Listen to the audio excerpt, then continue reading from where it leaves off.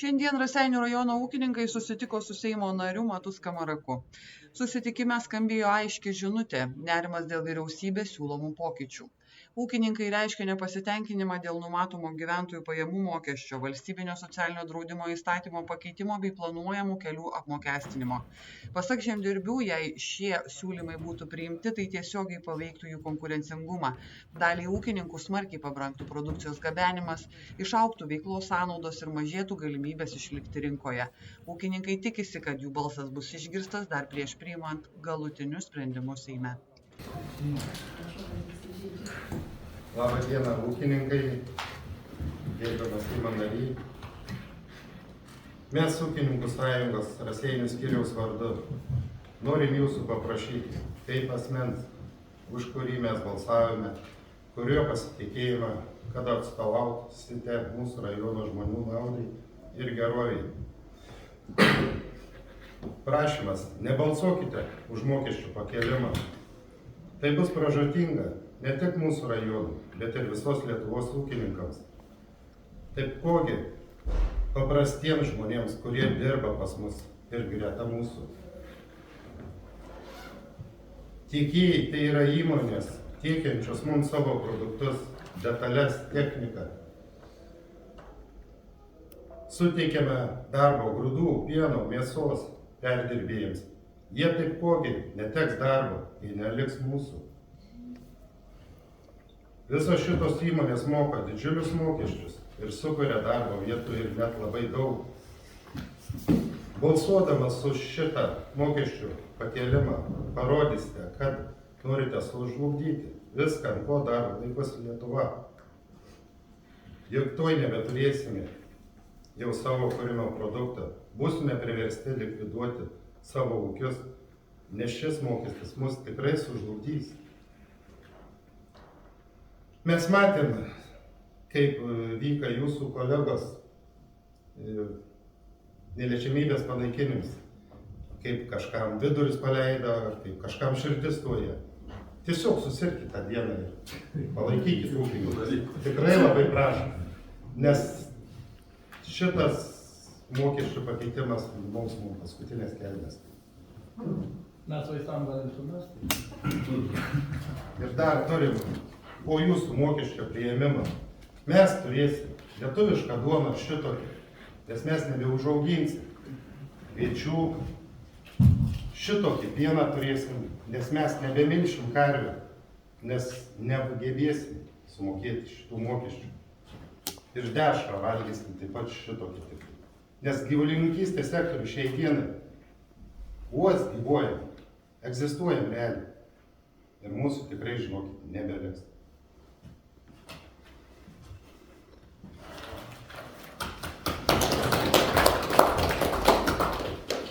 Antanas, galėčiau Tai dabar suprantu, galbūt jau gerbiamas pirmininkas padarė žodį, tai dabar turbūt aš turėčiau, ar ne, pasisakyti, tai čia turbūt iš tribūnus, ar ne, kad... Gerai, Tai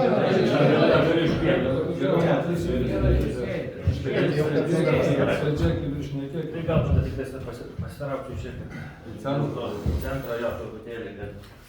Tai pirmiausia, tai noriu padėkoti, kaip jūs sakėte, kad palaikėt mane, tai tikrai tai vertinu ir Seimo narys dirbdamas kaimo reikalų komiteto pirmininko pavaduotoju dedu visas pastangas, kad žemės ūkio sektoriui būtų suteikiamas tam tikrus lengvatus ir rastas kompromisas. Kaip ir jums sakiau po rinkimų, kai buvom ūkininko apdovanojimo šventėje, kad esu pasiruošęs visą laiką su jumis kalbėtis, kada tik reikės ir visada atvažiuosiu ir šnekėsimės. Tai vakar gerbiamas pirmininkas paskambino, šiandieną iš karto sako, kada galėtume, kitą savaitę, kada, sakau, viskas tvarkoj, penktadienį susitinkam, šnekamės ir diskutuojam. Tai aišku, nesitikėjau, kad čia bus, ta prasme, galbūt, tikiuosi, nebus tokios daugiau politikavimų, nes kartu ir prieš 3 savaitės ir Kėdainių ūkininkai taryba irgi paskambino, tai susitikau su ūkininkais, apkalbėjome, išklausiau nuogąstavimus pagrindinius, tai manau, kad šiandien konstruktyviai pašnekėsime, išklausysiu, ką jūs dar turite tokių pastebėjimų, taip pat galbūt norėčiau pasakyti, kad jūs ir pasitikėjot ir Trytus man nepraleido, aš balsavau ir nepalaikiau ten tą, ką jūs minėjote. Balsavimų salėje, man Trytus nebuvo, o kaip kaimo reikalų komitetas mes tikrai stengiamės ir teikime krūvą pasiūlymų, kad jums tos sąlygos būtų geresnės. Tai pirmiausia, galbūt reikėtų pakalbėti. Prašysiu, matai, biškį pertrauksiu. Mes ūkininkų sąjunga ne politinė organizacija ir mes atstovaujam ūkininkus, ne politinės organizacijas. Ne, tai viskas tvarka, tai mes vakar kalbėjom, kad mes susitinkam apšnekėti ir viską, ir aš matau, kai jūs, ta prasme, norit, kad viešumų daugiau būtų, aš to viešumų tikrai nebijau ir galim tikrai šnekėtis ir tiesiog galbūt aš tada pasakysiu truputį apie darbą Seime, ką iki tol mes darėme, kokius sprendimus, ta prasme, siūlyme, kokius variantus, kad jūs žinotumėt, nes aš jau, ko gero, per mano Facebook'ų paskyrą ir per žiniasklaidą galbūt ne viskas daeina iki jūsų. Tai vat, labiausiai, kaip suprantu, jūs neramina gyventojų pajamų mokestis, kur yra dabar visiems gyventojams, ne tik teisėlius, bet ir visiems jis yra numatytas pagal tam tikrą VDU, tam tikras, reiškias, tam tikras procentas. Tai dalis ūkininkų, aišku, supranta, mažosius ūkininkus, kaip sakoma, mažiau paliečia, mažesnis procentas. Tai va, iki 36 vadų yra 20 procentų tarifas, tai reiškia, iki tos sumos, iki 82 tūkstančių moka 20 procentų, kas viršyje, tai jau skaitus nuo 36 iki 60 vadų, tas tarpas yra apmokestinamas, planuojamas apmokestinti yra 25 procentų tarifų ir nuo 60 vadų, vadinasi, nuo 138 tūkstančių, kas viršys, taikomas dar didesnis tarifas. Tai yra tos visus pakopos, nežinau, ar visi tą suprantat, nes vieni supranta, kiti nesupranta. Tai yra laipsniškas tas apmokestinimas ir tam tikroj pozicijų taikomas tam tikras, reiškia, mokestis. Mes kaip kaimo reikalų komitetas teikim pasiūlymą, jam aišku nepritarė ir atmetė. Mes siūlyme, kad iki 60 vadų būtų 15 procentų taikoma, virš 60 vadų 20 procentų. Tai šito nepavyko apginti. Paskui, kalbant apie gynybos įnašą, reiškia į gynybos, į saugumo įnašą, tai komitetas buvo pasiūlęs, kad netaikomas būtų 10 procentų tarifas pasėliams, gyvūnų draudimui ir ūkininkų technikai. Tai pirminiam variante šitas sprendimas buvo atmestas ir tik tais pasėliams buvo pritarta. Kaip Seimo narys atstovaujantis jūs, siūliau gyvūnų ir technikus atskirai du sprendimus. Tai gyvūnų viskas tvarkoje buvo pritarta, technikus, suprantat, draudimo pritrūko balsų, pritrūko gal 16 ar 17 balsų salėje, nebuvo taip į vienus vartus. Opozicija galėjo, aišku, padėti šito klausimu, kuri ten tik iš buvusių valdančiųjų, du tik tais balsavo. Tai va, tai šitas draudimas bus pasilieka taip, kaip ir buvo planuotas ir dabar vakar esu dar užregistravęs, kadangi dar terminai viską leidžia. Tai pateikiau pasiūlymą ir to aš pasakysiu, kaip jisai skamba.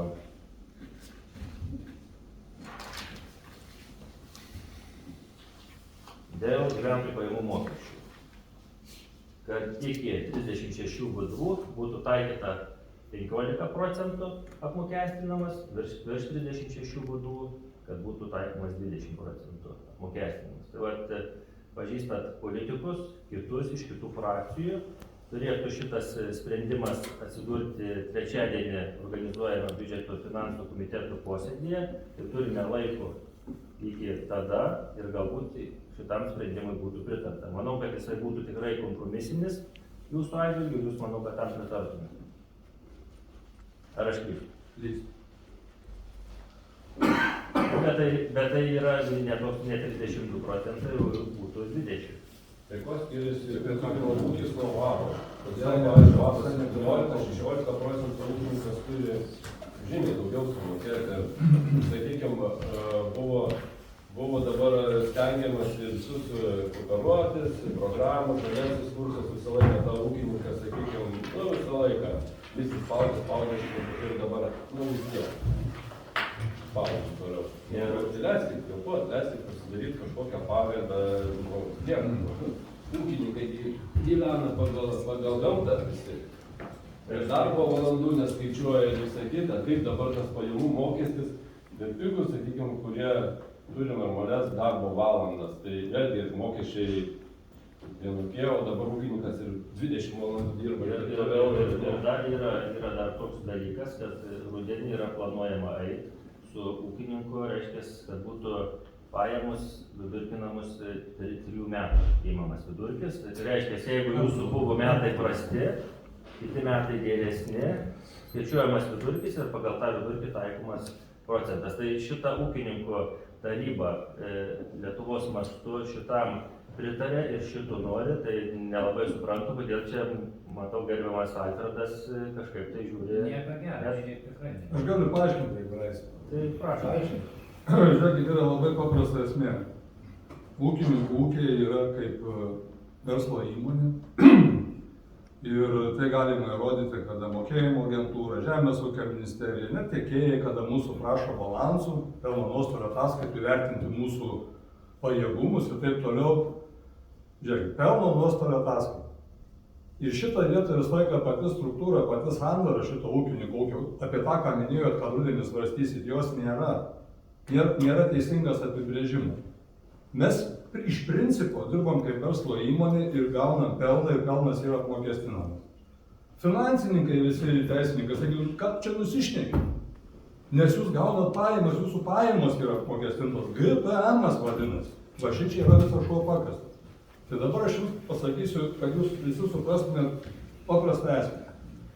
Jeigu jūs sakot, kad norit sulyginti, kad nebūtų išskirtinių kažkokių ūkininkų, tarp kitų socialinių ar kitų grupių verslo, tada turėtų tai būti.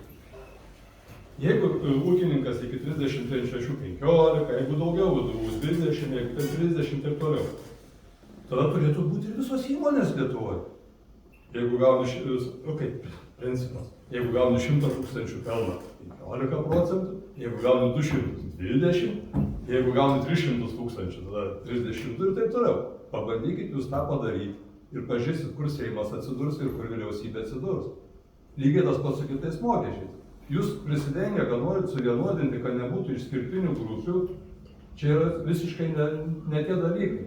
Mes turim iš esmės esmę pakeisti. Aš suprantu, kad per visą tą laikotarpį, per 30 metų nevyko šito vietoje jokių pokyčių išskyrus, kad atsirado mokesčiai tam tikrais laikotarpiais. Ir jūs visi puikiai atsimenate, kai buvo krizė 2008-2009 metais ir kai konservatoriai įvedė 5%, ar buvo kas nors prieš.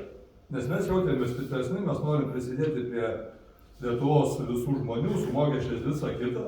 Paskui tas susitėsė, paskui 10, paskui 15% sustojo. Bet pačios ūkio tos struktūros, kaip pasakyti, kaip įstatymo, kaip jūs sakot, naujo modelio, niekas ir nesukūrė. Iš mūsų pusės gal iš ūkininkų nebuvo tos tokios spaudimo, viskas kaip tik tai gerai, bet iš valdžios pusės irgi, aš ne tik tai, kad jūsų valdančioji, čia visos, kurios buvo valdžias, niekada nedrįso šito imtis. Ir dabar mes turim problemą. Jinai turėtų būti pirmiausia sprendžiama, kalbant su visais, kaip pakeisti šitą statusą ir kad nebūtų iškraipyti tie mokesčiai, ypatingai sodra, nežinau, kodėl niekas apie sodrą nekalba. Tai jeigu dėl sodros mokesčio kalbam, žiūrėkit, lygiai tas pats. Mes gaunam pelną, ir mes vieninteliai Lietuvoje iš visų verslų sodros mokestį mokam nuo pelno. Jūs sakysit, ne, nuo GPM, nuo pajamų mokam. Bet aš aiškinu, principas yra, nuo pelno mes mokam, atskaitymą, visą kitą balansų darom. Tai dabar žiūrėk, aš vėl duodu jums pasiūlymą. Mes ūkininkai, kurie samdom darbuotojus, mokam nuo darbo užmokesčio fondo sodrai. Ūkininkas savo atlyginimo negali mokėti, jisai moka kaip vienintelis akcininkas nuo pelno sodrai. Tada tokį pat modelį taikykit visam verslui Lietuvoje. Bankam, visiems, gamyklom, visiems. Visi susimoka nuo darbo užmokesčio fondo ir tada akcininkai visi tegu susimoka nuo pelno sodrai mokestį. Tada bus viens prie vieno su ūkininkai, kur jūs Seimas ir vyriausybė tada atsidurs. Jūs labai puikiai suprantate. Šičia yra didžiausia neteisybė. Ir mes bandom tą pasakyti, bet niekas nieko nesupranta, kodėl tai yra neteisybė. O dabar aš nežinau jūsų vizito, kai sakė, jūsų pirmininkas lieka atvažiuoti, ar čia nuraminti porai savaičių ir kad priimti vis tiek tokius sprendimus, kokius priims. Ar kad mane atliekti? Jo, aš nenoriu, bet žiūrėk. Manęs niekas Gerai, man atvažiuoti, gerbiamas aš. Labai ačiū, tai labai gerai, labai fainai. Ūkininkų pirmininkas pakvietė. Bet kas vyks toliau? Jūs sakot, kad reikia opozicijos pagalbos, jūs gerai buvote ir taryboje suprantat, kad tikėtis iš opozicijos pagalbos niekada neverta. Jūs sprendimus priimat ir jūs turite susitarti ir visi padaryti tokį dalyką. Aš tik tai vienintelis dalyką, ką labai džiaugiuosi, kad kaimo reikalų komitete yra susirinkę per visą mano istoriją, kiek aš žinau, pati tvirčiausia komanda. Ir ačiū Jums už tai. Tai dėkuoju, tas išsakymas jūsų ir pastabų šiaip labiau būtų ko gero finansų ministrui. Bet kiek man sakau yra žinoma, tai jūsų ūkininkų atstovai, ūkininkų tarybos atstovai, tai kalbasi tiek su finansų ministerija, tiek su ministru pirmininku ir tikrai, jeigu dėl šitą apmokestinimą aš tikrai pasidomėsiu, ar buvo, ką jūs dabar sakot, pasiūlyti iš ūkininkų pusės tokie variantai, ar nebuvo, tai šitą tikrai paklausiu. Taip pat tada galbūt dar būtų galima pasakyti, kas dar tada jūs neramina ir ką aš turėčiau, kaip sakoma, kokių jūs pasiūlymų turėtumėt. Kiek žinau, dar ko gero dėl kelių ar ne, turbūt dėl kelių mokesčių šiek tiek yra neramumų ar ne. Tai kiek man yra žinoma, tai buvo susisiekimų ir Žemės ūkio ministerijos pasirašytas toks protokolas, kad ūkininkams bus taikomas lengvatinis tarifas, mažesnis negu kitiems, tai yra šitas planuojama, tai irgi galiu pasakyti. O dar apie vidurkinimą pasakiau, tai dabar nebent dar jūsų kažkokie pasiūlymai, ir kiek žinau, etolingas turėtų 27 metais įsigalioti, ne 26, tai buvo planuota. Sakykite, o kaip dėl transporto aptarnaujančio ūkininkus? Pavyzdžiui, jeigu įmonė atveža trąšas, jei bus padidėjęs tas visas kelių mokestis, pienovežiai juk irgi ūkininkui nepriklauso, įmonė. Ūkininkas susimokės. Irgi tai mums jau dabar, pavyzdžiui, su gyvulininkais jau užsiminėjo, kilo kainos, viskas gerai, pradėjom džiaugtis, pasižiūrim, reikia padidina minimalią algą.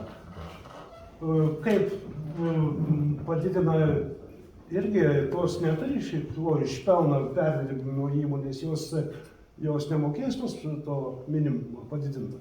Tai jos nuo mūsų docentus nuėmė. Nu, prašau, ir turim.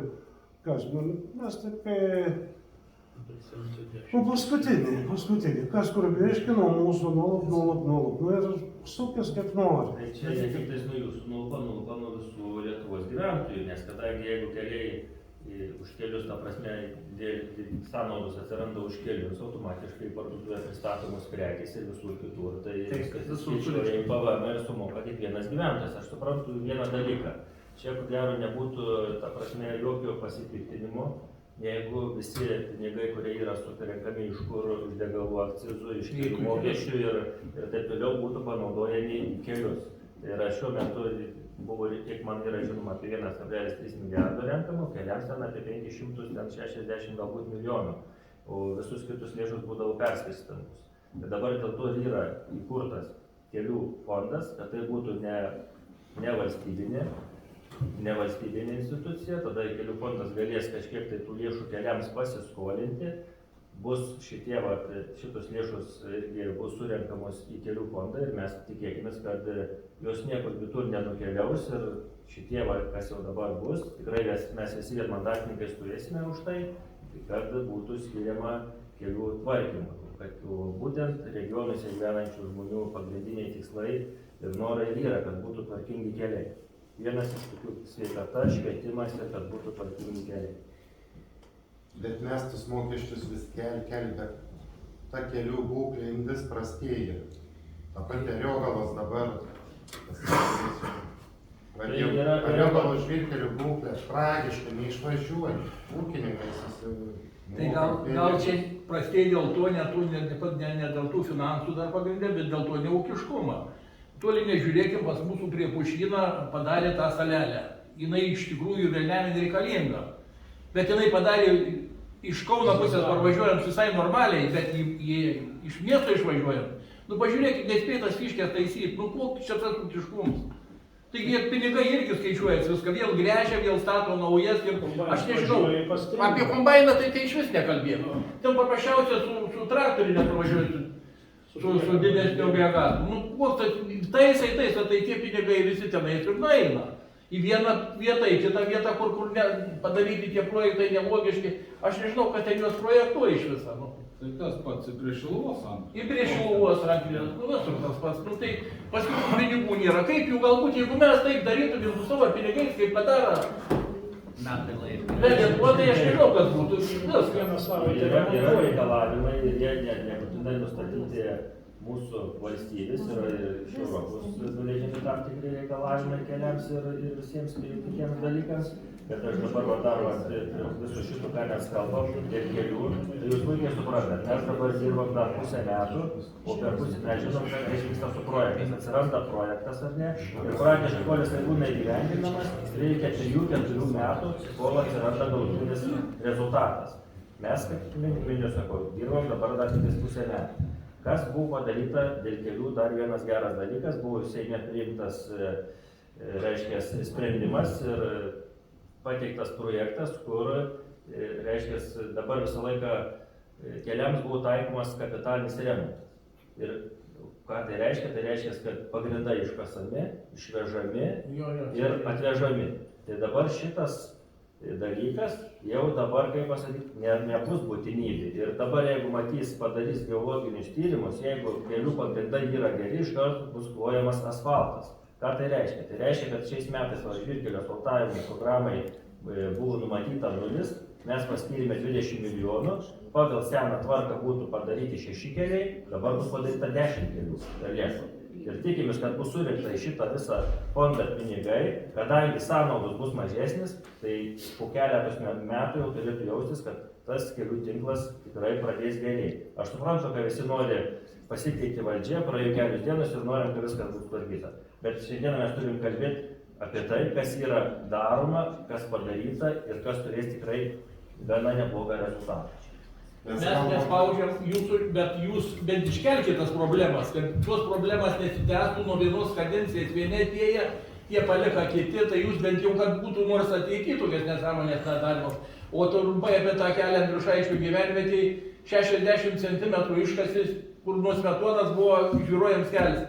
Tie seni žmonės už galų susijėmė, sako, nu čia aš nežinau, būtinai reikėtų tą žvyrą iš to Šviniaus nupirkti. Kur tą žvyrą nukasi tos skalatoriai toj gatvėje, kasė viens iš vieną galą kitą, žmonės įsibetonavo, kiek bus iš to žvyrą.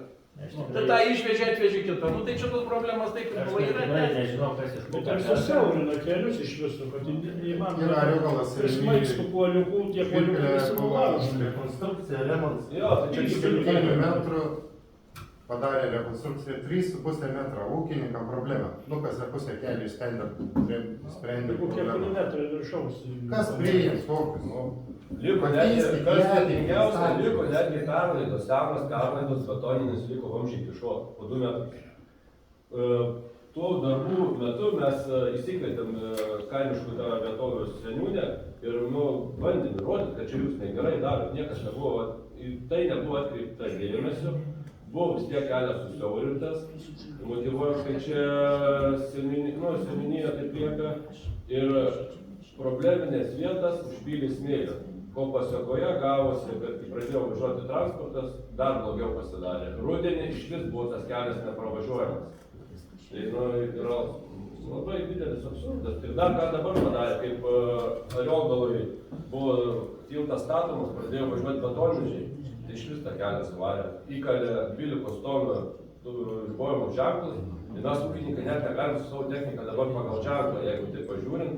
Aš su savo traktoriu, kuris sveria 20 tonų arba grūdus vežtis iš laukų, aišku, ne vienas, aš ten važiuoju daug ūkininkų. Mes negalim važiuoti savo laukus. Tai iki ploto mes absurdiškai. Šituo dalyku pasidomėsiu, o šiaip jeigu manote rajonuose, gerai, kad jūs esate pilietiški ir aktyvus, tai rajone, jeigu manote kažkas vyksta, tai pirmiausia, ką jūs turite padaryti, tai kreiptis į merą informuoti, kad visi specialistai, meras kreipsis į Via Lietuvos atstovus ir kitur, kur reikės mano pagalbos, aš taip pat esu pasiruošęs, bendradarbiaujant kartu su meru, padėti šitos reikalus spręsti. Matai, tai šito prie žiedo, atsiprašau, aš noriu pabaigti, prie žiedo, kai buvo atvažiavę atstovai iš susisiekimo ministras su savo patarėju ir kalbėjęs patarėjas su žurnalistai, jisai juokėsi iš ūkininkų, sako, kiek pinigų turi, kokią techniką čia susivarė. Nu tai koks požiūris į tą ūkininką yra absurdas, aukščiausių lygių. Žiūrėkit, gerbėmiai, čia iš tikrųjų aš pasakysiu vieną dalyką. Nereikia čia pykti, ne visi žmonės supranta, vieni tik tais mato, kad reiškia, mato rezultatą, tačiau ne visą laiką supranta, kaip tas rezultatas yra pasiekiamas ir nesupranta, ta prasme, kitą kartą sako, jisai čia turi kažkokį namą ar dar kažką, tai, bet jis nesupranta, kad tas žmogus pirmiausia dirba, ne? Kad kadangi dirba, gali pasiimti paskolą. Pasiema paskolą ir pasistato tą namą ir 30 metų moka. Visi mato galutinį rezultatą pastatytą namą, o kad tas žmogus dirba nuo pirmadienio iki sekmadienio 7 vos ne 24 niekas ir nesupranta. Ir tą reikia tą požiūrį keisti ir negalvoti. Aš ant scenos per mitingą ir pasakiau, kad sakau, dauguma gerai, kad jūs atvažiavote su tokiais traktoriais ir sakau, reikia apie tai kalbėti, kad šitie traktoriai nėra prabanga, tai yra darbo įrankis, už kurį ūkininkas pasiėmęs didžiulę paskolą moka ilgą laiką. Aš šitą pasakiau, dar atsirado vieną moteriškį, mes šiandien traktorius parodyti atvežį. Tai aš sakau, kad reikia visuomenė šviesti, visuomeniai parodyti, kad ūkininkai savo sunkiai turi dirbti, kad ta technika būtų. Bet jeigu nesupranta, tada geriau patylėti. Nu tai... Aš norėjau paklausti. Kadangi jūs čia labai teisingas mintis pasakėte, bet tai tam turėtų būti priežiūra. Priežiūra iš rajonų. Ir šiuo metu turėjo būti šičia rajonų vadovaujantis darbuotojai atstovai, kad jie girdėtų, ką jūs kalbate viską. O ta priežiūra turėjo būti rajone, kažkas tai yra atsakingas, kur prižiūri visas statybas, viską. Ir jisai turi turėti svarų žodį ir darbų eigoje reikia prižiūrėti ir teikti pasiūlymus, ne tik teikti, bet reikalauti, kad būtų atliekami darbai kokybiškai. Net pavyzdys didžiausias kultūros namai, kiek laiko kaip jie pastatyti, kai juos naujus statė, aš buvau atsakingas už jų priėmimą, o dabar kiek laiko pastatyti, kodėl čia matomai net ir rajono valdžia yra kažką tai blogai padarusi, darbai atlikti, jau negali priduoti. Čia specialiai atsiprašysiu, sprendžiam ūkininkų problemas. Bet aš noriu, kad rajonų vadovai girdėtų šitas problemas. Ir jie turėjo toliau pėtis. Šiaip tai mato pasakymus vienas man patiko šiandien. Sakė, kreipkitės į mane, aš padėsiu. Tai va, mes kreipėmės į tave, kad tu už tą įstatymą nebalsuotum. Nes kadangi dabar tą įstatymą prakište, jau per mūsų kišenės praeis, paskui sekantis įstatymas greičiausiai bus nekilnojamą turtą pastatų. Ten jo vals bus didžiulis, nes jau kai buvo šnekėta, kad jau už šuns būdą reikia mokėti ir už tą, tai dabar kaip pavyzdys Irmanto ferma. Aišku, mokestis bus jums iš registrų centro. Jo ferma rinkas kaina 30 000. Registrų centras turi vertinęs 1 200 000. Kiek jam mokesčiai uždės? Iš kur jam registrų centras? Čia bus mokestis. Bet ar jūs žiūrite, atkuriamą vertę ir žiūrite registrų centrą nustatytą tą vertę? Nes viską galim pasižiūrėti ir aš galiu, jeigu adresą pasakysit, greitai kompiuterį įsivesti ir ta prasme pasižiūrėti, kiek iš tikrųjų kainuoja ir galiu pilnai paaiškinti. Tada jinai pasikeis puslapį. Nes yra dabar kiekvienas iš jūsų galite pasijungę registrų centre, pasižiūrėti, kiek rinkos kaina yra, kiek vertė yra reiškia, ar namo, ar kažkokiu tai pastatu, jūs galite kiekvienas pažiūrėti, kiek yra 21 metais buvo, ir dabar, kaip žinote, 26 metais šita vertė bus perskaičiuota, ir jūs galite pilnai pasižiūrėti, kokia ta vertė buvo 20. Kiekvienais metais paėmė iš registrų centro. Nu, aš dabar galiu pateikti pavyzdį, va, Geluvoje yra, kaip pavyzdys, namas, ar ne, gyvenamasis namas, ir jisai yra įvertintas, buvo 21 metais 26 000, ir dabar va 25 metų vertinimu jo kaina yra 31 000 rinkos kaina. Tai reiškia, kad namas pabrango per tiek metų 5 metus. Kai tuo tarpu mes turime, pavyzdžiui, Kaune, aš irgi tikrai domėjausi, nes kadangi tas nekilnojamas turtas ir visa kita, šitie mokesčiai buvo, kai mes turime, ar ne, statybininkas pasistatęs 140 kvadratų namuką Kaune, 21 metais jo vertė buvo 101 000, 25 jo vertė pasidarė 240 000. Ir tai yra tas pats kaip su žeme. Perkat žemę mokat brangiai, rinkos kaina. Nuo rinkos kainos ir priklausys. Jeigu Raseiniai kaip miestas vystysis ir bus daug pirkimų ir visi pirks ir mokės, automatiškai visų rinkos ta vertė ir didės. O jeigu nepirks, tai tada nedidės. Ne, tą dalyką mes tiek suprantam patys.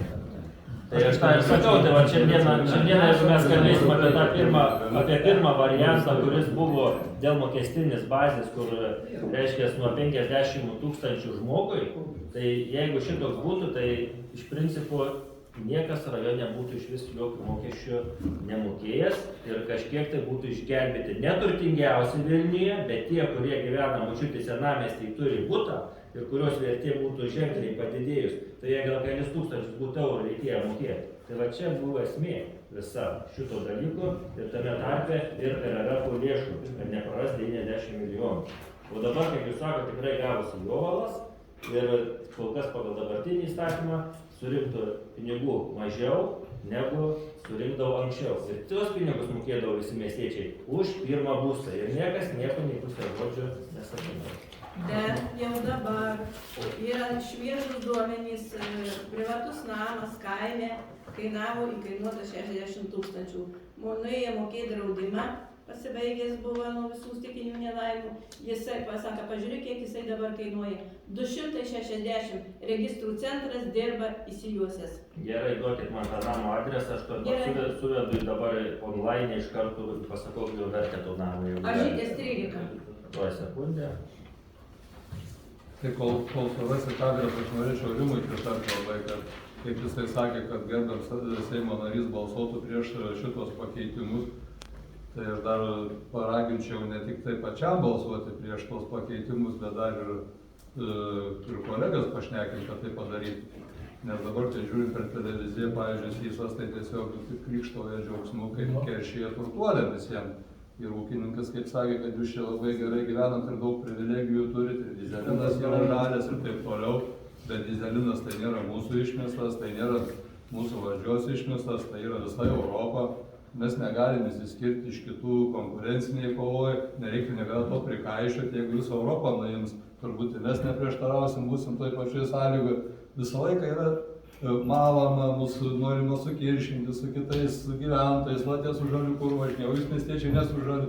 Visą laiką yra negeri dalykai daromi. Ir kodėl yra tas pavydas, kaip revanšas. Va dabar aš visiems uždėsiu mokesčius. Nu, matėt per televizorių, kokias įso retorika, šipsenėlė, tiesiog pasityčiojimas. Nu, tai va, šitą norėtumėm palinkėti, kad jūs ir jiem biškiuką papasakojim, kokios tos nuotaikos yra ir ką mes galvojam apie tos visus tokius pasirodymus. Kažkodėl Sysas nesugalvoja, kad išmoka suvienodinti. Mes tikrai už mokesčius mokėtus tvarkingai ir minimaliai pakelkit, kaip ir visiems. Bet nepamirškime. Mes pagaminam produktą. Iš to produktą firmas visos, grūdų supirkėjai, kad ir mėsos perdirbėjai, jie mok mokesčius, darbuotojai mok. Mes kokią sukuriam visą sistemą. Jeigu mūsų nebus, įsivaizduojat, kas bus Lietuvoje. Nes mes, žinokit, tikrai nepanešim. Mes jau dabar pavasarį buvo susimokom, realiai metus taupom vidutiniai ūkiai. Bet žinom, kad pavasarį bus sodrai susimokėti pelną mokestį. Jeigu jis dar padidės, ateis antstoliai išveš paskutinius gyvulius ir mes eisim į darbo biržą. Arba kaip ministrė dabar va šneka, pašalpas didinsim, eisim, esam pašalpų, bet tos visas įmonės, mes nedidelė, nežinau, procentaliai kiek ūkininkai sumoka mokesčių, bet šitos įmonės, kur mūsų tą pagamintą produktą, visą perdirbti, gaminti, juos didžiulius mokesčius, jų nebus. Ar mes iš popieriaus gaminsim, dešrą, atsiprašau, nors jau nežinom, ką valgom. Tai va, jūs atsižvelgite į šitą visą dalyką, kad mūsų nebus viso šito. Kas Lietuvoje dirba? Irmantai, jeigu gali perskaityti visą Aš parašus baigiam surinkti. kreipimąsi, aš paskui nepasirašau. Kur Kreipimąsi, kad ūkininkai žinotų, Prioritetas ko žemės pasirašo. ūkis, gyvulininkystė, kai pradėjo, tai buvo skambėję kiekvieną dieną praktiškai girdėjom. Tas pats buvo prieš kiek metų, kai Ilka buvo, o taip sėdėjo ir sakė, viskas, dabar kol aš būsiu ministras, gyvulininkystė, dar aš tada turėjau karvių, šiai dienai jau nebeturiu. Sakė, bus prioritetas. Pusę metų pabuvo, tuo ministrą nebelika, pasibaigė prioritetą į kaip tęsės, nežinau, dabar metų bijau pameluoti, bet jau kokie gal 10 metų. Su gyvulininkystė tęsiasi nuo pat 2000 metų, kai prasidėjo liberalizavimas kainų pieno. Čia matome, ne jumis, kad čia kažką, bet tiesiog savo savo nuomonės perduosi tenai ir jūsų tikrai prašo. Aišku, mes suprantam, kad yra, kas yra politika ir partija. Tai žiūrėkit, aš viską labai gerai suprantu ir labai gerai, kad mes šiandieną kalbamės ir reikia apie viską kalbėti, nes apie vieną supratimą, apie kitą supratimą ir visos pusės turi būti išgirstos. Ir kad ta prasme, kad žinotume padėtį, aš visą laiką stengiuosi ir ūkininkams net asmeniškai skambinu ir klausiu, sakau, kaip šitas, kokį poveikį turės, kaip taip. Ir dabar grįžtant prie to, kad tiek gerbiamų Rimų, tiek Alfredo, tai vienas sakė, kad susirgčiau, kitas sako, kad reiškia, balsuočiau prieš, tai aš kaip Seimo narys negaliu nei susirgti, aš privalau balsuoti ir ta prasme mano, kaip sakoma, linija jūs jau puikiai matot ir matėte jau nuo pat pradžių, kad aš teikiau pasiūlymus ir kokius pasiūlymus teikiau, kam pritariau ir kam nepritariau. Tai. Bet mes suprantam, kad jūs negalit prieš balsuoti, bet jūs tiesiog tada, kaip jau parodė praktika, kad galima susirgti. Kodėl ne? Aš balsuoju pagal savo sąjungą. Aš vieną pavyzdį dar tokį noriu pasakyti. Dabar ūkininkas, jis ten turi 150 hektarų ir dar dirba. Nepragyventi. Dirba, tai jis gavo ten keletą tūkstančių to pelno už tos savo ūkio darbus ir reikia pelno mokestį mokėti. Tai jam pliusuojasi tas atlyginimas, ką jis uždirba to įmonėj ir nuo to dar moka pelno mokestį. Tai kur logika? Lygiai tas pats matas. Jam moka už atlyginimą, atskaito visus mokesčius ir dar tu čia papildomai. Tai dar čia, aš atsiprašysiu, dar kalba eina apie privalomą sveikatos draudimą. Aš irgi esu dirbantis ir tada, kai paskaičiuoja, turime, sakykime, pajamas ir turim pelną. Ir dar papildomai nuo pelną aš sumoku privalomą sveikatos draudimą, už kurį sumoku mano darbdavys. Tai čia mano, sakykime, atveju, tai čia tikrai absurdas yra. Ligoniniai būsi dvilovas iš karto. Ne čia, bet čia jau seniai, čia jau kokie gal 5 metai. Gal ir daugiau, bet čia tai tikrai yra. Aš sutinku, vis tiek tas ūkis jisai generuoja kažkokias tikrai ir pajamas, ir pelną. Nu tikrai turim už jį susimokėti, bet privalomi sveikatos draudimą, kodėl mes dar kartą sumokam, atsižvelgiant į savo pelną, tai čia nežinau. Aš pats susidūriau dirbantis su, kad stažas eitų pas mamos ūkį, aš dirbu ir turiu savo ūkį dar. Moku ligonių kasai dvigubus mokesčius, nuo individualios veiklos ir nuo savęs, nuėjau ligoninę ir sakau, pas mane 2 daktarai turės ateiti mane apžiūrėti, nes aš moku 2 kartus. Sakau, aš noriu kraujo tyrimą, gerai, sako, pons 22 eurus ir padarom, nes tau visai mokams yra. Kur logika? Tai čia tas pats yra, turbūt ne tik tai šiur, bet jeigu tu dirbi antraeilėse pareigose, turi pagrindinę darbovietę, turi antrą, taip teko ir man dirbti ir nuo antros netgi mokesčių daugiau nuskaitydavau negu nuo pirmos. Čia visus. Bet Marta, į ateitį čia gal būtų galima sutvarkyti ir šitą kažkur įtraukti, nes čia liečia tikrai dabar tada atsakymas jums dėl to namo, reiškia 25 metų sausio 1 dienos duomenimis 21 300 eurų vertė šito namo. Bet kodėl draudime jinai mokėdavo 80 eurų už tą draudimą, kai jai pasakė, kad tau 137, pradėjo ryškytis, ten pasakė tokius skaičius. Tai žiūrėt, koks yra, jeigu tas namas yra, jeigu tas namas yra senas ir tą namą jeigu atrenovavo, ir jeigu tas namas buvo senas, registrų centras įmato vieną kainą, o jeigu jis yra atrenovuotas, automatiškai draudimas skaičiuoja jo esamą vertę, atkuriamą vertę ir automatiškai nuo atkuriamosios vertės ir draudimą taiko. Niekas nedaryta. 91 metais. Tai aš jau nežinau atvejais koks yra, aš tik pasakiau, kad šitų namų vertė nėra kosminė. Tai kaip matai, dabar mums pasakysi, skandinsi mus ar ne? Tai ką reiškia skandinsi? Balsuosi už ar ne? Geras klausimas. Jeigu už, tai skandinsi, jeigu ne. Artimoje ateityje pamatysit. Aš ketvirtadienį, manau. Kaip aš ką darysiu, aš sakau, aš turiu savo sąžinę, aš balsuoju visą laiką pagal savo sąžinę ir taip ir balsuosiu. O šiandieną, kad pasakyti, kaip tu balsuosi, ar kitaip balsuosi, ar pritarsi ar nepritarsi, tai, žinot, taip nesidaro, nes vien pagal įstatymą tiek Seimų nario, tiek tarybos nario mandatai yra laisvi ir, kaip sakoma, jie... Nes šiaip juokinga, kai šneka ūkininkai milijonieriai, taip toliau, bet jūs tuos milijonierius pasižiūrėkit, kaip jie atrodo. Eina rankom susuktom sąnariais, stumdyti vaikštą su ramentais nuo darbo ir vadinas milijonieriai. Tai tegu tie, kur pašnek, pabūn mūsų vietoj, prie javų, kada reikia pergyventi, kad valdžia nenuskriaustų, kad Dievas nenuskriaustų mūsų. Kiekvieną dieną žiūriu į orą, žiūriu, kad ir vakar. Žiūriu Vilkaviškį ir kur ten Kruša. Žiūriu ją šį debesį. Bus pas mūsų Kruša, nebus. Nes jeigu bus pas mūsų Kruša, aš su tais pačiais metais palieku ūbas. Nes mano yra investuota svetimų pinigų apie 500 000. Tai yra paskolos. Na ir ką, jūs sudėsit mokesčius, iš ko man visą tą dengti? Bet dabar buvo šalna, nušalas ir gali padėtis ir ūkininkam. Bus kompensacijų su šalna. Ir ką gausite ūkininkam? Nejuokim, ką gausite? Bet pat žinai, nu ką gausite?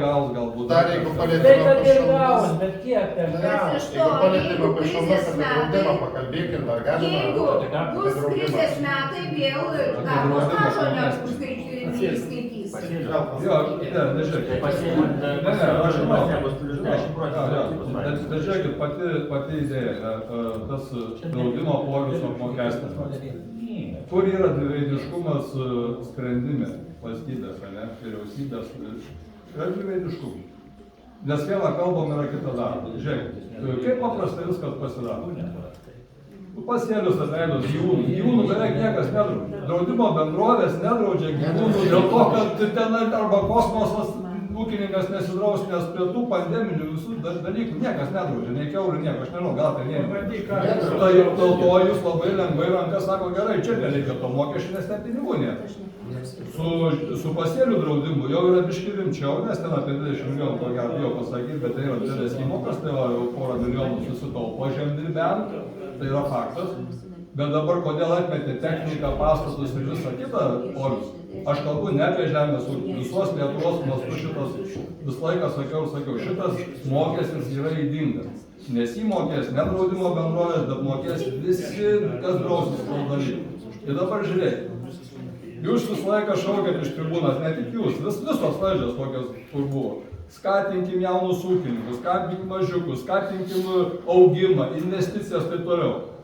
Kas kitais metais, kaip mokestinsi, drausis tą visą turtą, kuris yra negyvybės draudimą, pastatus, techniką ir taip toliau. Tie, kurie investuos, yra į banką paskolų pasiimti. Bankas juos privers. Aš tikrai žinau, kad mano ta technika, kurią dar draudžiu, aš jau nebedrausiu, vertė pamažėjo, pastatų tikrai nedrausiu tų metalinių, nes nėra prasmės. Ir tada kas darysis? Draudimo įmonėse sumažės polius, sumažės rautai. Jų didžiausias kainos, aš nesu sumažinęs, bet pilnai įsivaizduoju. Pastoviosios sąnaudos yra didžiausios. Atlyginimai, kompiuteriai, kurių negali jie išvengti. Kas darysis? Kaina kils šitiem, kurie priverstinai turės draustis, kur bankas privers. Ir mes visi ir tie, kurie turi investuoti, tie, kurie geriausiai, kurie stengiasi, kurie rizikuoja paskolas imti, visa našta šita pareis jiem. Tai jeigu mes kalbam apie Lietuvos saugumą geopolitiniu mastu, kodėl mes nekalbam apie žmonių saugumą? Ar vyriausybė nenori, kad tu neteitumai paprašyti pinigų, nes nuėjai draudimo bendrovė ir gavai išmoką? Ar kitas, kas beatsitiktų? Tai yra mūsų saugumas. Mes turėkim būti saugus, mes kalkim pinigus ir per GPM-us, per pelno mokesčius, per PVM-us, per viską mokėkim tenai. Įstiprinkim tą valstybę. Čia aš jau į politiką nuėjau, bet tai yra realybė. Tai lygiai tas pats apie nekilnojamą turtą mokestį. Jūs norit padaryti kaip Amerikoje, Kanadoje, kad būtų. Kaip įdėjo nekilnojamus turto mokesčius, ką ūkininkai daro, šieno nepaliksi ant lauko šiaudų. Plėvelėm damstot. Ar šiais laikais, kada mes kovojam prieš tos plastikus, prieš visą kitą, tai yra tvarus dalykas, kiek mes nenori prišiukšninsi kažkur nupūs, kažkur skiautė nupis, taip toliau. Bet tu turėsi tą daryti, kiek vargo įtaisysit ir visą kitą.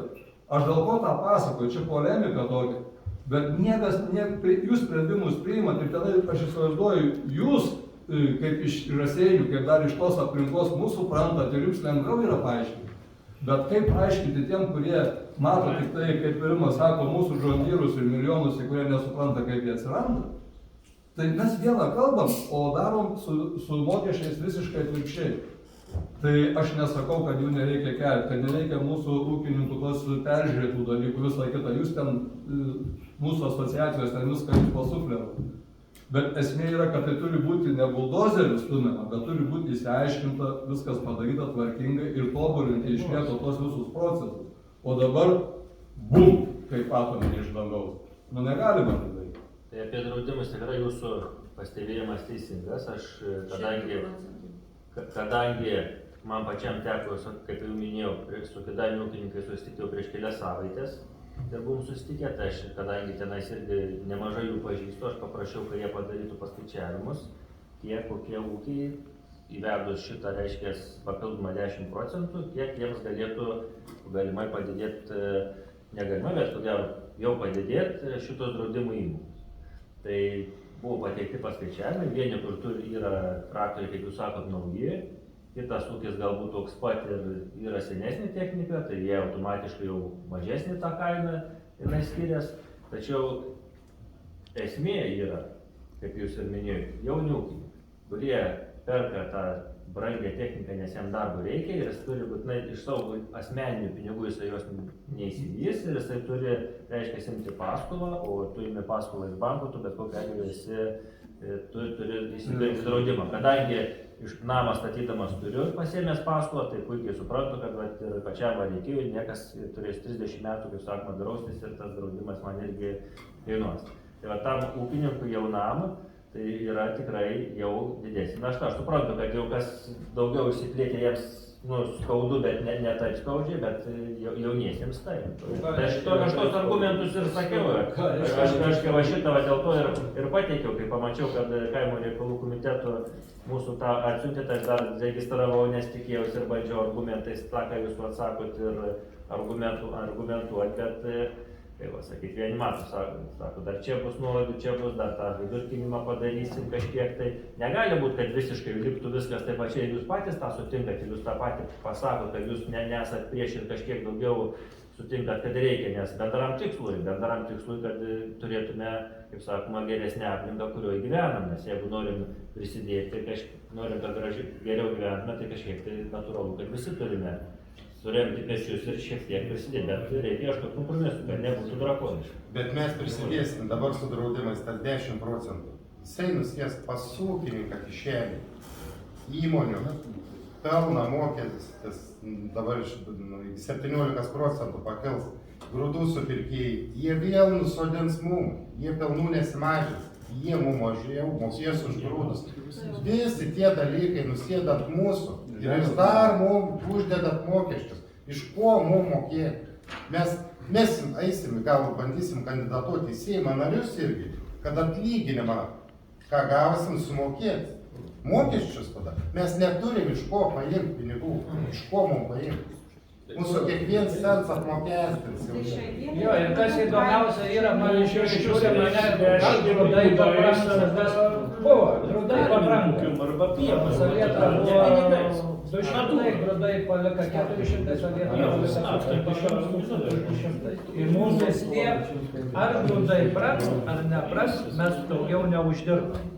O jūs mokesčius mums didesnės. Mes tai uždirb daugiau neuždirba, nes iš mūsų pasiėmė įmonė. Kada grūdai brangs, įmonės pakelia iš karto už salietrą, už chemiją ir pinigus iš mūsų nuneša vis tiek. Nes mumis, sakau, tyčias kas nori. Dabar visom įmonėm pakils pelno mokestis, jos nusodin pas mus, nes mums kainas pakils. Kaip mums paveikti? Jūs viską paaiškinkite. Kiek mes mokame? Aš tiek sviesto pristatysiu, tiek pieno, tiek mėsos, tiek grūdų mokesčius, bet ne pinigais. O jūs būkit malonus, parsiduokit tą produkciją ir pasidarysit pinigus. Gal neblogai Seimo užverstumėm. Užversit grūdais Seimo aikštę, pieno vaškas atvežama, jūs panaudokit tada. Šiaip čia tuščias reikalas. Pats viską gerai suprantate, tai nieko nepadaryti. Kaip seniausias Lietuvos irgi žąsim mokėjų. Prieš pusantrų metų buvo streikas, ar ne? Buvo streikas ir dabartinis ministras yra vienas iš iniciatorių. Tai ministras irgi matos, mes su ministru irgi dažnokai pabendraujam, susitinkam ir viską stengiamės apkalbėti ir ministras irgi deda pastangas. Deda pastangas, kad mažėtų biurokratinė našta, kiek įmanoma, reiškia, ministerijų sprendimais ir įsakymais. Tai viską derinsim, žiūrėsim, kalbėsim ir ieškosim tų kompromisų. Dabar dar, kaip sakoma, reikia kiek įmanoma. Šiaip pradžioje ministras garsiau kalbėjo, dabar jau kažką prismaugė. Pradžioje tai jis drąsiau šnekėjo ir pasiūlė ministras vakar atvirai pasakė. Nežinau, ar nelies galva. Suvažiuosim į Vilnių 20 000 traktorių. Tikrai žinokit, ministras būtų spaudė tarp spaustų.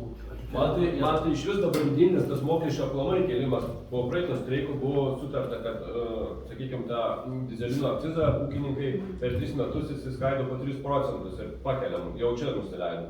Kitas dalykas, kad jūs daugiau aplamai mokesčių surinktumėte į biudžetą, reikia skatinti tokius, reikia modernizuotis, visą kitą, žalioji politika, taip toliau panašiai. O jūs dabar vėl nubraukėt visas savo tas idėjas ir mums su bizūnu. Vis su bizūnu. Tai link ko mes einam? Dabar kitas dalykas.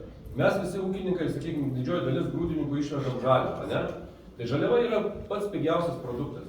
Tai skatinkit tą perdarbimą, darykim, karo pramonė jūs duodat, ne? Dabar leidimus, nereikia leidimų statybom taip toliau, bet mums reikia gamyklų, perdirbimų taip toliau, tada tas produktas brangesnis, automatiškai PVM-as, visą kitą, tą užsikursim, tai žymiai daugiau tų mokesčių surinksim. Nebūkim tokie trumparegiški ir nežiūrėkim čia į 2 metų perspektyvą su savo mokesčio pakėlimais. Skatikim ekonomikas. Ir nepamirškim, pabaigai noriu pasakyti, kad 2008-2009 metų krizė, kas buvo tas garvežys, kuris ištempė visą Lietuvą? Kas buvo? Viešai buvo įvardinama žemės ūkis, nes mes nesustojom. Ėjo transportas, ėjo kitos paslaugos, kurios ūkius aptarnauja, mes nesustojom. Uostas dirbo ir taip toliau. Kuras važiavo, neatleido ne vieno darbuotojų. Kas veiks šitos jaunosius ūkininkus tada, sako, kurkitės jaunieji. Jaunasis įsikūrė, pradėjo dirbti, nuo 1 metų jau moka pelno mokestį. Tai atleiskit, kokie 10 metų, jeigu jis kūrės. Tai čia jam reikia statytis į pastatus, techniką plėsti, žemę plėsti. Tai iš ko jie? Nepradėjo dirbti, o mokestis yra. Bet čia tokį dalyką reikia kelti, kur sakoma, jūsų ūkininkų sąjungos pačioj tarybui, kad vada jūsų eitų ir, kaip sakoma, šitą žinią neštų, o mes žinodami šitą situaciją, kaip sakoma, irgi galim tam tikrais momentais argumentuoti. Tai kad vakar Seimo narys kitaip sakė, Olekas. Pasakė, sako, kiekvienas, matai, pasirenka savo kelią, aš į bitutes laikau, medų kopinėjau, jūs karvutės melžiat. Tai sakau, jūs pamirškit tas karvutės, kiekvienas pasirenka savo kelią. Tai va, tai kaip tam jaunam vaikui, sūnui, dukrai pasirinkti tą kelią, jeigu tėvai mato, kad šūdė murdus, dieną naktį eina, Tai tas jaunas žmogus, jisai net nenori žiūrėti tą žemės ūkį išvis. Dar man vienas yra labai svarbus dalykas. Visada valdžia naudoja labai gudrią taktiką, kada šiandien susitikimą galima tam panaudoti, kada mes bendraujam su visuomenė, su socialiniam grupėm ir taip toliau, ir paskui priima sprendimą ir to visą laiką prisidengdami. Aš noriu pasakyti vieną labai baisią tendenciją, kuri visai neseniai sužinojau. Kada jūs sakot, kad mes būsim skaidrus, mes bendrausim su asociacijom ir taip toliau, lobistais asociacijom, oficialiais visakai. Vakar ar užvakar gaunu žinutę Žemės ūkio bendrovių asociacijos, Jonas Sviderskis, stebėsenos komitete Žemės ūkio ministerijoje, jis išmestas kai nepageidautinas asmuo. Kaip reikia paaiškinti tokius dalykus, kad yra deklaruojama, kad mes dirbam su socialiniais partneriais, niekas negali iš mūsų įsikišti į kažkokią tai procesus, yra asociacijos, jos lobistais registruotos, atsimenam, buvo su ūkininkų sąjunga problemų, kai norėjo teismą paduoti Navickas, buvęs ministras, kad jie neregistruoti lobistais ir daro įtaką valstybės sprendimą. Tai viskas susitvarkė, visi tvarkoj, bet dabar jeigu jie per daug reiškia savo nuomonę, aš negaliu sakyti, ar neteisinga, neteisinga, bet tai turi būti išklausyta. Jos turi žinutę, aš Facebook'e, mane išmetė iš stebėsenos, kaip nepageidautiną asmenį. Tai kur mes einam tada? Kam tada vaidinti tą dialogą su socialiniais partneriais? Ar mes visą laiką dialogą palaikysim su traktoriais, tik suvažiavę Vilnių? Čia neišeitis, čia yra tik tai kraštutiniai atvejai. Tai šitas, aš galvoju, kad jūsų prie kaimo reikalų komiteto vicepirmininkas, aplamai, kaip Seimo, jūs gali šitos dalykus irgi užmest akį, kas čia darosi. Tai va šitokie yra labai pavojingi reiškiniai, kurie jau yra valstybės pamatai ir taip toliau. Tai čia rimti dalykai. Supratau, o dabar jūs šiandien iš mūsų pokalbio suprantu, kad kažkokiu tai esat kažką pasirašę, kažką turėsit įteikti ar ne, ir galbūt aš irgi norėčiau jūsų paprašyti, kadangi vis dėlto jūs, kaip sakote, šitos visus mokesčius jau daugiau mažiau esate įvertinę, tai man būtų gerai ta informacija, nes aš nacionalinį lygmenį jos kol kas dar neturiu, sakykime, ūkininkas ar ne iki 100 hektarų, ten 300, 200, ten 500, 600 hektarų, kaip jūs, sakykime, kiek dabar jau kainuoja visus ten, sakykime, sąnaudos, tos visus dedamusis ir kaip gali šitie procentai, ta prasme, įtakoti visą šitą dalyką, kad aš turėčiau irgi kaip argumentus, kad, tai yra, vis tiek, yra, kaip tai turės kokią įtaką turės, tokių paskaičiavimus vis tiek gal turit ar neturit? Konsultavimo tarnybos reikia prašyti. Vis tiek, nes man reikia argumentų, aš turiu turėti kažkokius skaičius, kad aš galėčiau viską argumentuoti, kaip sakoma, tą poziciją išdėstyti. Pavyzdžiui, čia toks ūkis, susidurs gali sudurti su tokiais sunkumais, su tokiais, tie mokesčiai maždaug gali turėti tokią įtaką, kad orientacija visą. Čia tie piniginiai reikalai nenuspėjami. Vieną dieną gal taip, turi tų pinigų, kitą dieną žiūrėk, sugedo kas nors, ir tau tas, kai sakant, tuštėlė. Ir čia apskaičiuoti žemės ūkiai labai yra sudėtinga tokie dalykai. Čia prognozuoti gali, bet... Čia visur yra sudėtinga, ne tik žemės ūkiai. Bet žemės ūkiai daugiau. Paimkim, kad ir kavinę kokią ar ne, prisidarai to maisto vienaip ir nebūtinai ten pastarpėtų ateis tiek žmonių ir paskui sąnaudas atsirašo. Čia irgi kasdieniai tie atvejai yra daug kur, ne tik tais, bet orientacija vis tiek yra plius minus tendencijus ir tada dar lengviau, kaip sakoma, argumentuoti. Aš šitoje vietoje noriu pritarti Seimo nariui. Nežinokit, mes čia taip pašnekam paprastai žodžiais, bet jo niekas neklausys tikrai, jam reikia skaičių, situacijų, kaip pasakyti, faktų.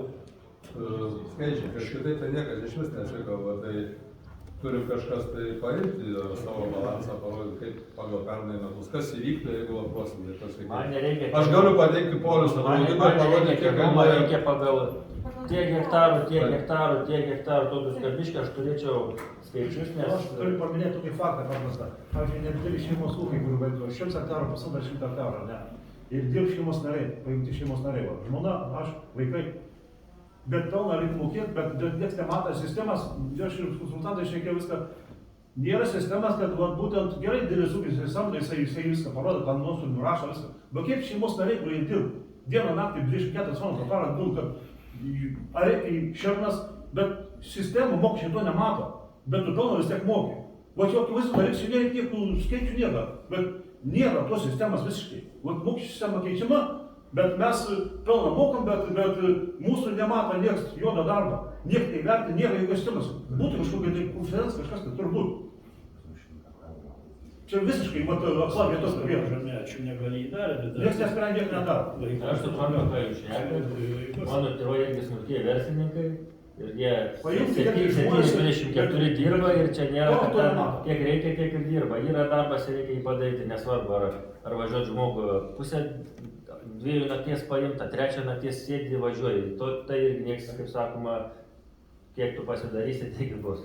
Nu taip, bet tai jau tą pelną mes mokam, tai mes tas įvertint, būt kažkokiais pagal aptarus, kažkokius finansus turbūt įvertint, ta sistema turbūt įgyventi, tu kažkas pradėti judėti, prikreipti. Stovi, aš suprantu, jie samdo. Yra daug tokių klausimų, kurie, kaip sakoma, dar, kiekvieną situaciją paėmus, kodėl vienoj, ta prasme, ne tik tai ūkyje, tiek ir kitose sferose tikrai rastum tokių netitikimų iki galo ir nesušvarkimų. Tai va, tai nežinau, ar jūs dabar raštą, mes dar turim, aš tik tiesiog, kadangi buvau minėjęs, kad visada galit kreiptis ir tikrai džiaugiuosi, kad ir šiandieną galim diskutuoti, tai esu pasiruošęs, kad ir pasibaigs, sakykime, šitie klausimai, bet klausimų bus visą laiką ir sakykime, visais klausimais tikrai galim susitikti, galim planuotis poreikį esant, ar į ketvirtį kartą, ar į mėnesį kartą, kada jūs turite tokių minčių, kažkokių pasiūlymų, kur ką būtų, ką galima pakeisti, tai visą laiką aš, kaip sakoma, atviras ir niekur nesislepiu, nesislėpsiu, kad ir baisiausias lietus būtų. Būtų smagu. Metais Kamarakai, jūs 24 metais rinkimuose į Lietuvos Respublikos Seimą gavote Raseinių Kėdainių rajono gyventojų pasitikėjimą ir atstovaujate rinkėjams Lietuvos Respublikos Seime. Vienas iš jūs rinkusių gyventojų grupių buvo ir Raseinių rajono ūkininkai. Mes ūkininkai kaip Lietuvos gyventojai suprantame valstybei kylančias problemas ir jų reikalavimus, sprendimo būdus, kurie reikalingi Lietuvos biudžeto papildymui. Todėl norime mokėti mokesčius, kurie neapsunkintų mūsų žemės ūkio veiklą. Lietuvos Respublikos Seime pateiktas mokesčių pakeitimai ir jų priėmimas sugriautų nusistovėjusią mokestinę sistemą. Tuo, kad ūkininkai būtų skirstomi pagal veiklos rūšis, žemės ūkio veiklą vykdantis kaip fiziniai asmenys bus prilyginami individualiai veiklai, jų mokesčiai priklausys nuo uždirbtų pajamų ir gauto pelno. Žemės ūkio veikla vykdantis kaip juridiniai mokestinė sistema bus taikoma, koks yra juridinis statusas, kooperatyvas, mažoji bendrija ir kita. Ūkininkai yra pagrindiniai maisto augintojai ir bet kokie ženklus mokesčių pokyčiai žemės ūkio sektoriui neišvengiamai padidins ir maisto kainas, nes gamintojų sumokėti mokesčiai yra produkcijos savikainos sudedamoji dalis. Birželio 26 dieną ketvirtadienį Lietuvos Respublikos Seime bus balsavimas dėl mokesčių pakeitimų. Priėmus šios mokestinius pakeitimus ūkininkams teks į biudžetą sumokėti labai didelius mokesčius, kurie su laiku bus nustolingi žemės ūkio veiklą vykdantiems asmenims. Todėl didžioji dalis ūkininkų galimai turės trauktis į žemės veiklos, nes jie bus nepakeliami ir papildyti darbo biržos klientų gretas arba išvyks iš Lietuvos ir savo darbinę veiklą pradėti vykdyti užsienyje. Todėl Raseinių rajono ūkininkai išrinktam Raseinių Kėdainių apygardoje Lietuvos Respublikos Seimo nariui Matui Skamarakui prašo nebalsuoti už mokesčių pakeitimo paketą. Kreipimo pasirašė Raseinių rajono ūkininkai.